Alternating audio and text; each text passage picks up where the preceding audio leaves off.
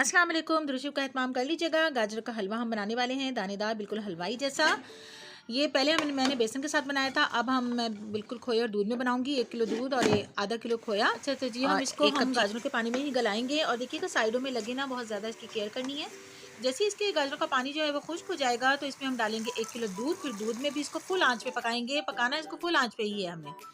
अच्छा जी, फुल आँच पे जब दूध इसका बिल्कुल ड्राई हो जाएगा, ड्राई होने से पहले, दूध ड्राई होने से पहले हम इसमें डाल देंगे। अभी थोड़ा दूध बाकी होगा तो जो है 1 प्याली मैंने चीनी डाली है। आप चाहे आधी प्याली डाल लें। कुछ लोग कम खाते हैं चीनी, कुछ जो है चीनी बिल्कुल इसके बराबर खाते हैं, तो पसंद फरमाते हैं। 1/4 टीस्पून जो है मैंने इसमें इलायची पाउडर भी डाला है। अब देखें, तेल डाला था, आधी प्याली तेल डाल के इसको भुनाई की है।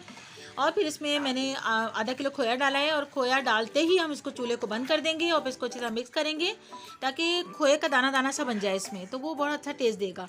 तो इंशाल्लाह ताला फिर नेक्स्ट टाइम तो मिलेंगे हम नेक्स्ट रेसिपी में एक नए जायके के साथ।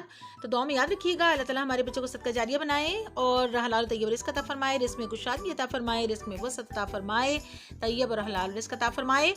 तो मिलेंगे इंशाल्लाह। अल्लाह हाफ़िज़। हमारे चैनल को सब्सक्राइब जो कीजिएगा, हमारी वीडियोज़ को लाइक और शेयर कीजिएगा। अल्लाह हाफ़िज़।